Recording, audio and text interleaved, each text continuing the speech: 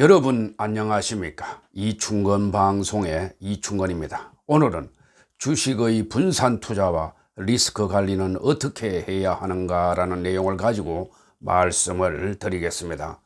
주식 투자는 돈을 더 많이 버는 것보다 손실을 적게 보는 것이 더 중요합니다. 워렌 버핏이 부자가 될 수 있었던 것은 잃지 않고 꾸준히 수익을 냈기 때문입니다. 주식 투자는 항상 리스크가 있습니다.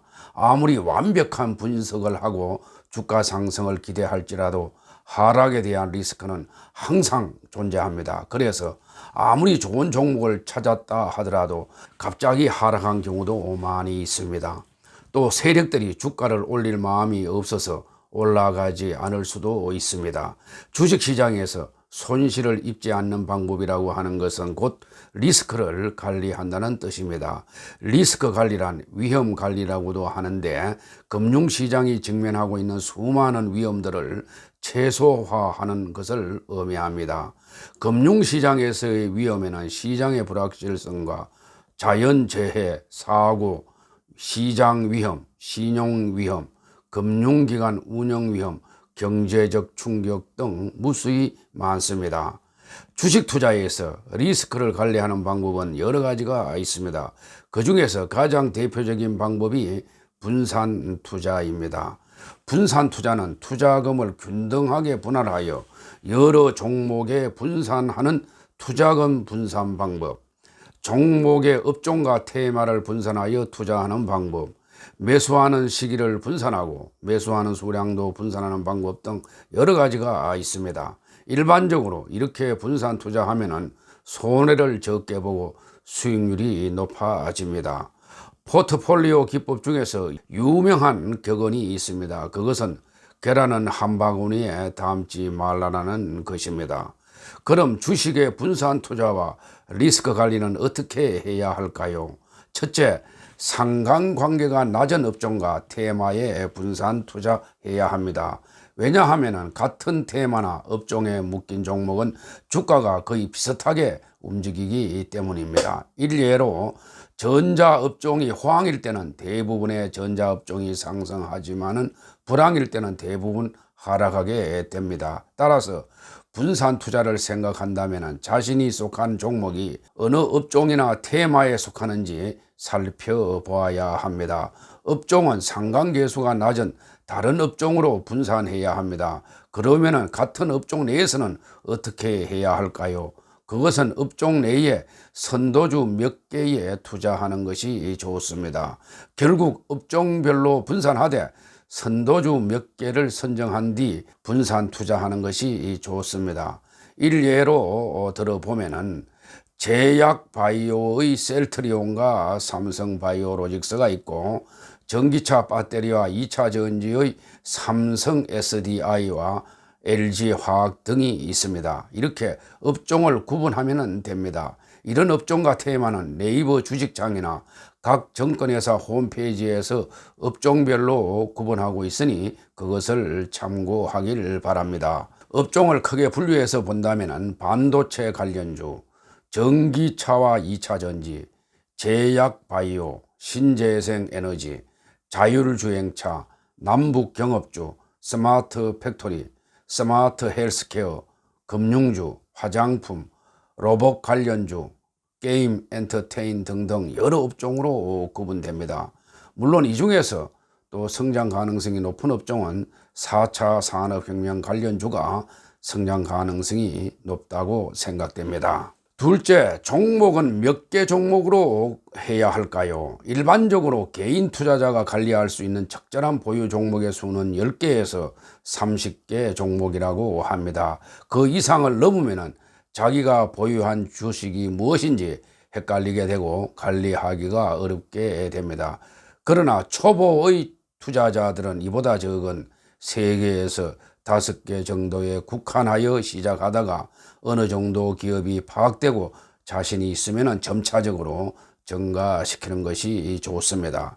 그럼 10여 개 종목에 투자하더라도 투자금을 가급적 균등하게 분산 투자하는 것이 좋습니다. 예를 들어서 100만 원을 가지고 투자하는 사람이 10개 종목에 투자한다면 1개 종목에 약 10%씩 투자하는 것이 좋습니다.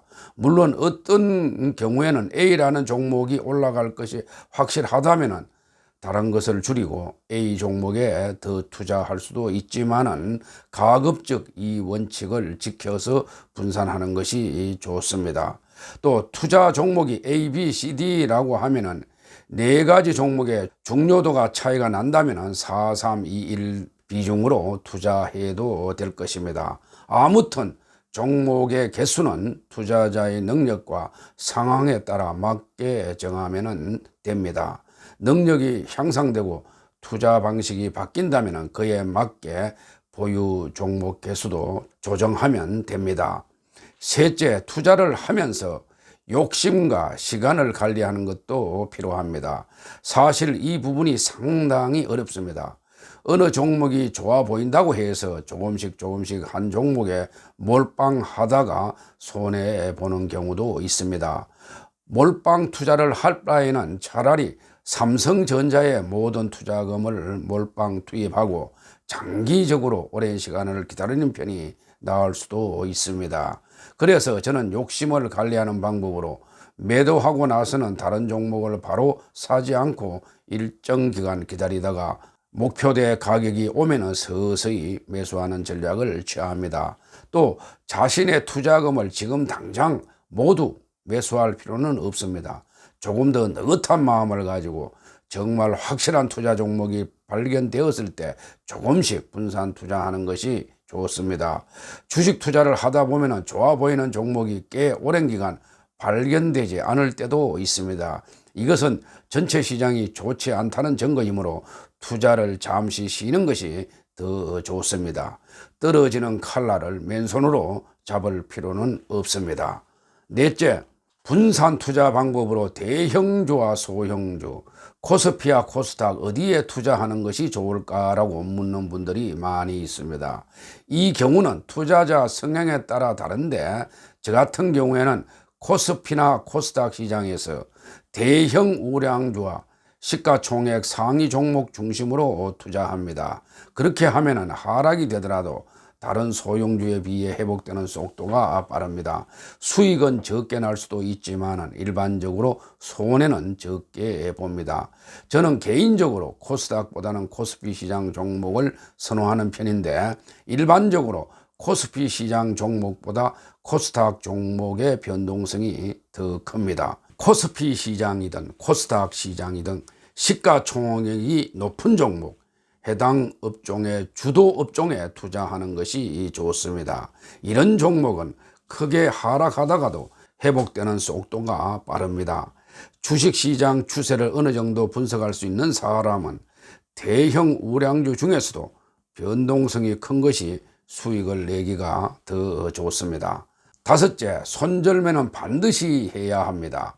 좋은 종목이라고 생각해서 투자했지만 다시 생각해 보니 그다지 좋지 않다고 생각하거나 기업의 사정이 달라졌다면 가감히 손절매를 통해서 손실을 줄여야 합니다. 손절매 기준은 투자자의 개인적 상황에 따라 다르지만 초단타 데이 트레이더들은 매입 가격에 비해서 2 내지 3% 하락하면 손절매를 하기도 하고 보다 중장기적으로 투자하는 사람들은 5% 내지 10%를 손절매로 정하기도 합니다.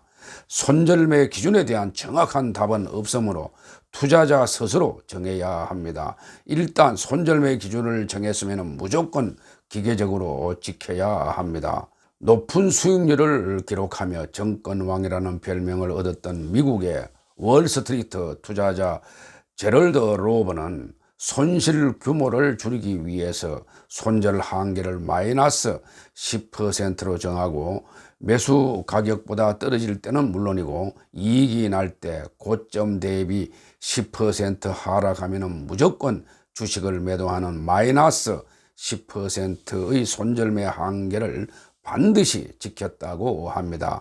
그는 약 40년의 주식 인생 동안 1만 달러의 투자로 3억 달러를 벌었다고 하는데 그의 관심 종목은 100여 개에 불과했으며 그 중에서도 극소수 종목에만 투자를 했다고 합니다. 여섯째, 작전주에 대해서는 어떻게 대응해야 할까요? 작전주는 일반 개미 투자자들은 아예 매입하지 않는 것이 좋지만은 이를 잘 모르고 매입하는 경우에는 다음과 같은 전략을 강구하는 것이 좋습니다. 작전주라고 하는 것은 시세 차익을 얻기 위해서 세력들이 주도적으로 조종 내지 조작하는 것입니다. 모든 주식에는 세력들이 있을 수 있는데 작은 종목은 작은 종목대로, 큰 종목은 큰 종목대로 세력들이 존재합니다. 작전 세력의 방법은 무수히 많고 진화하기 때문에 우리가 다 알 필요는 없지만은 패턴은 이해해야 할 것 같습니다. 작전 세력들은 일반적으로 돈이 적게 들어가는 코스닥의 중소형주 중심으로 합니다. 일반적으로 최대 주주 지분이 크고 총 거래량의 30% 정도로 주가를 흔들 수 있을 만큼 시가총액 규모와 유통 주식 수는 작은 상장사를 주로 선택합니다. 먼저 종목을 선정하고 시나리오를 설계하며 작전 세력들이 역할을 분담합니다. 자금이 부족하면 큰 손들로부터 자금을 빌립니다. 작전 세력이 물량을 확보하는 방법은 주가를 최대한 폭락시킨 뒤에 가장 싼 가격에 매집을 합니다.